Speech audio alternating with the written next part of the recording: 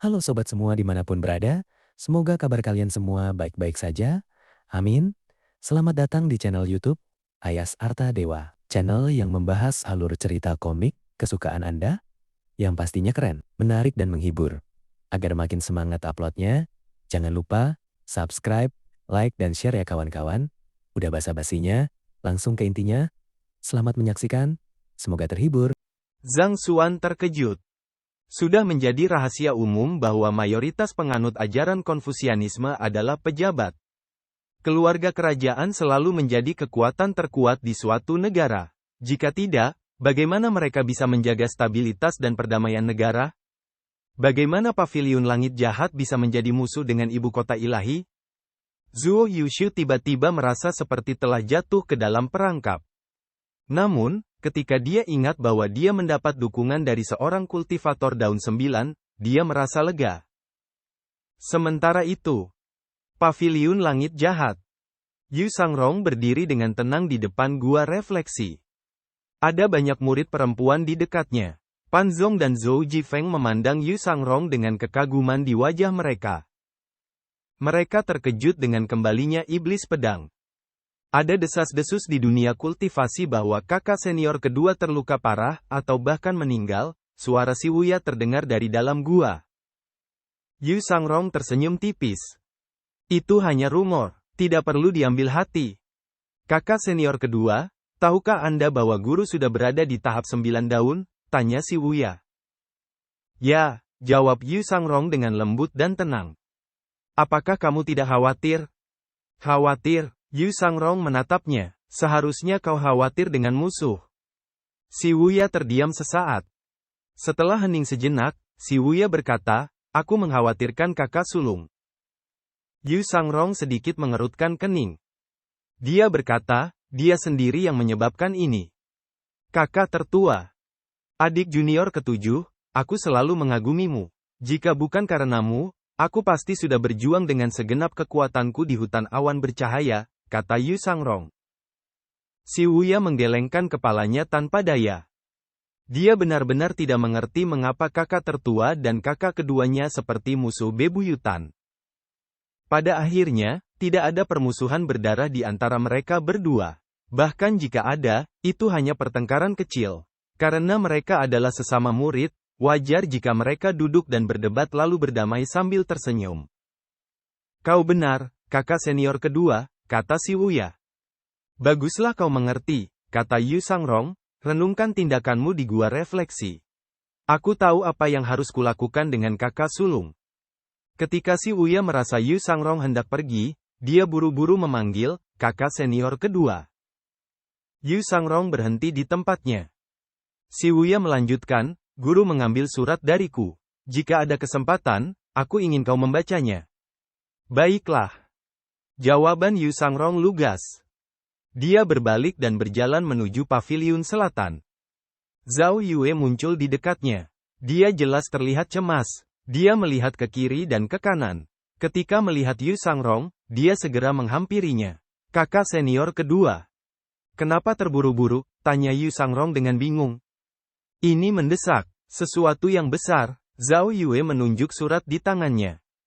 Tidak perlu panik. Tuan tidak ada di sini. Aku sudah cukup. Yu Sangrong mengambil surat dari Zhao Yue. Isinya berbunyi, senior tua, saya punya kabar baik untuk Anda. Dunia kultivasi telah resmi memasuki era pemutusan teratai.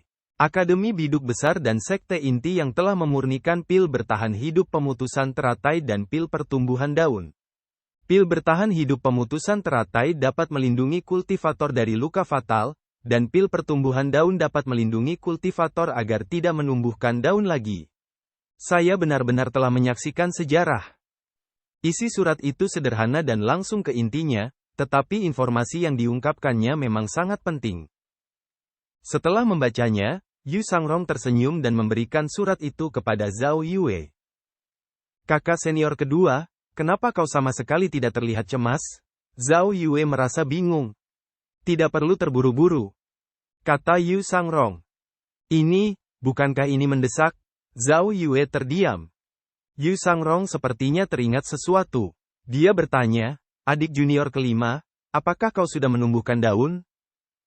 Aku baru saja memasuki alam keilahian awal dan membentuk wawasan 100 kesengsaraan, jawab Zhao Yue. Pangkas bunga lotusmu sesegera mungkin. Jangan menunggu lebih lama lagi. Ah! Setelah Yu Sangrong selesai berbicara, dia berbalik dan pergi. Sambil menatap punggung kakak kedua saat ia pergi, Zhao Yue berkata, kakak kedua, memutus teratai emas akan membunuhmu. Aku tahu. Lalu mengapa kau membiarkan aku melakukannya? Saat itu, Yu Sangrong sudah menghilang dari pandangan. Zhao Yue mengangkat bahu tanpa daya. Pan Zong berkata dengan hati-hati, Tuan kelima, saya dan saudara Zhou memiliki pertanyaan yang ingin kami ajukan, saya ingin tahu. Mengganggu. Zhao Yue bertindak seolah-olah dia tidak mendengar Zhou Jifeng dan Pan Zong. Dia berbalik dan berjalan masuk ke aula besar. Mereka berdua merasa malu, tetapi mereka tidak berani mengatakan apapun.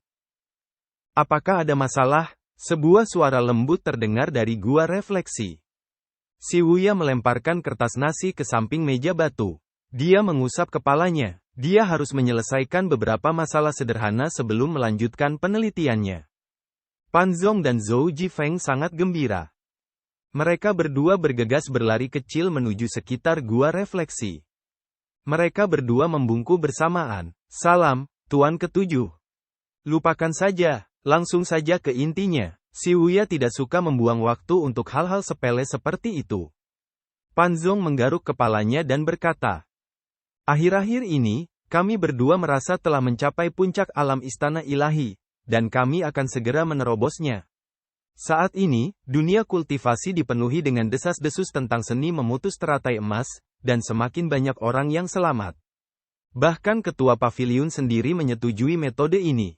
Ketua paviliun juga menyebutkan metode lain, yaitu menumbuhkan daun secara langsung tanpa membentuk teratai emas. Kami khawatir metode ini tidak akan berhasil. Bagaimana kau bisa tahu jika kau tidak mencobanya? Metode ini sama sekali tidak berbahaya. Memutus teratai emas membutuhkan risiko nyawa. Mengapa kau tidak memikirkannya dari sudut pandang lain? Jika menumbuhkan daun tidak berhasil, bukankah beritanya sudah menyebar sejak lama? Jelas si Wuya. Pan Zong menepuk kepalanya dan berkata, masuk akal. Jika memang begitu, pasti ada seseorang di dunia kultivasi yang sudah menggunakan teknik ini. Apakah kau sengaja merahasiakannya dan diam-diam meningkatkan kekuatanmu? Kurang lebih seperti itu, jawab si Wuya. Tuan Ketujuh itu brilian, sungguh sebuah pencerahan, kata Pan Zong. Si Wuya berkata, tidak perlu dibicarakan.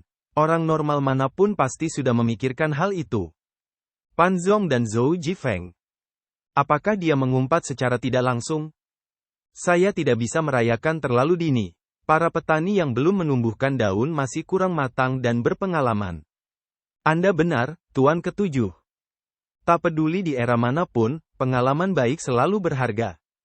Tepat ketika mereka berdua hendak pergi, para murid perempuan berlari menuju aula besar. Paviliun Master telah kembali. Pan Zong dan Zhou Jifeng menatap langit pada saat yang bersamaan. Kereta yang membelah awan itu melesat melintasi langit dan memasuki penghalang sebelum perlahan turun. Mereka berdua bergegas menuju aula utama. Sesaat kemudian, di aula besar paviliun langit jahat, Lu Zhou sedikit terkejut saat melihat Yu Sangrong yang berdiri di aula besar. Yang lain yang kembali dengan kereta terbang berdiri di sisinya. Mereka juga menatap Yu Sangrong dengan terkejut. Salam, Guru. Yu Sangrong membungkuk. Yu Sangrong tampak tenang seolah-olah tidak terjadi apa-apa. Lu Zhou mengangguk dan berkata, senang kau sudah kembali.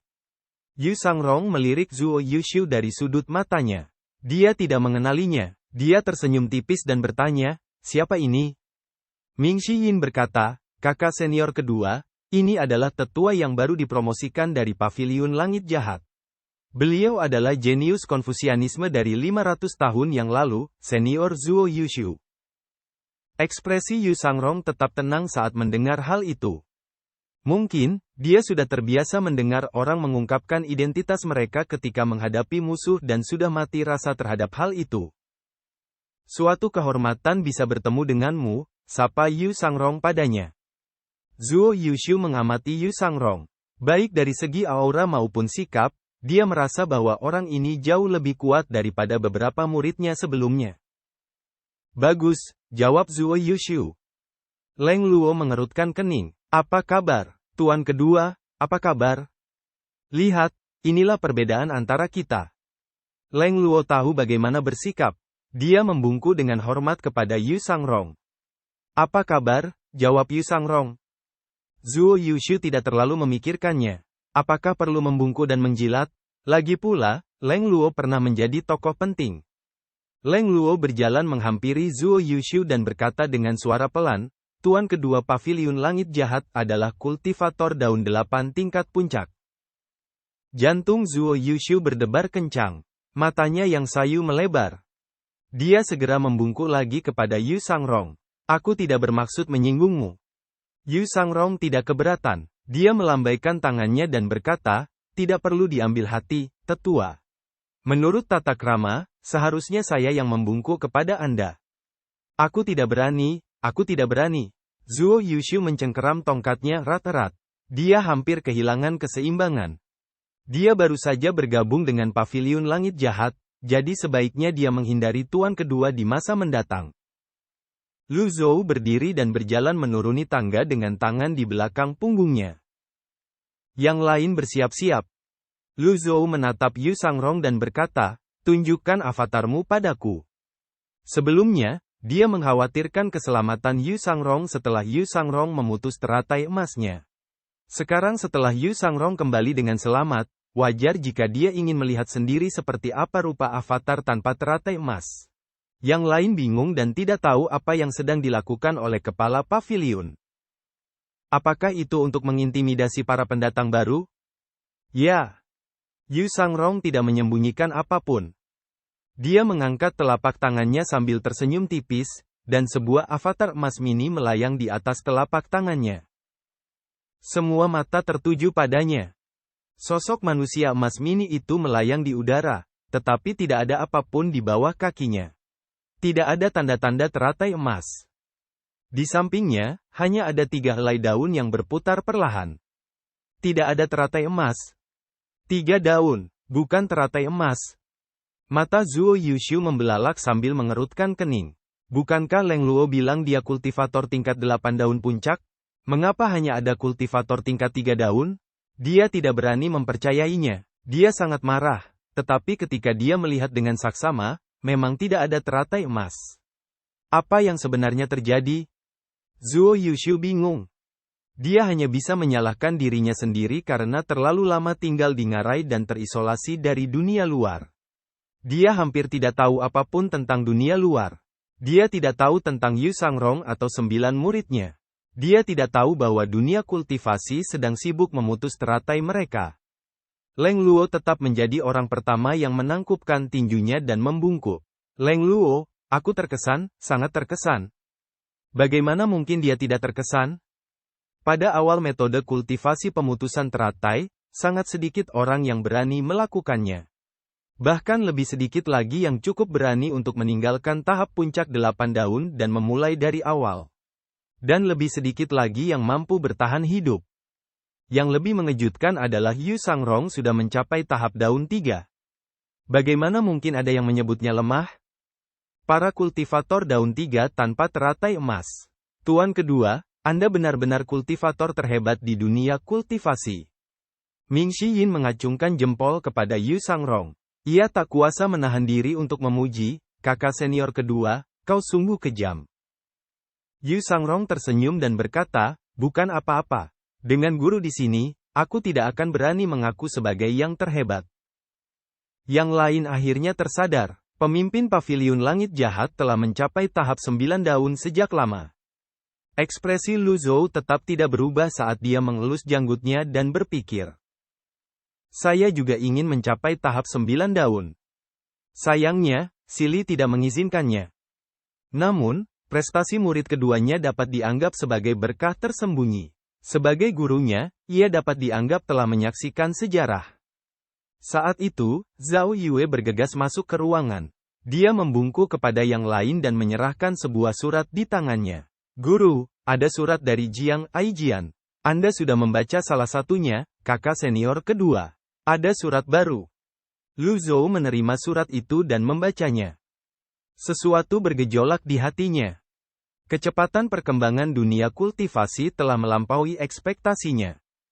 Pil penyelamat yang membelah teratai dan pil penumbuh daun, Lu Zhou bingung. Guru, begitu berita ini menyebar, Akademi Biduk dan Sekte Inti yang telah menjadi pusat dunia kultivasi. Semua kultivator di alam kesengsaraan Dewa Baru dan di atasnya telah mulai memutus teratai mereka untuk berkultivasi. Orang-orang lain di aula itu juga mengerti. Ming Shiyin buru-buru berkata, "Tuan, paviliun langit jahat tidak boleh tertinggal. Kita harus bergegas." Lu Zhou melirik Ming Shiyin dan berkata, "Mari kita mulai dengan para tetua." Leng Luo dan Hua Wudao membungkuk. "Terserah kamu, Master Paviliun." Zuo Yushu tampak sedikit lebih lambat.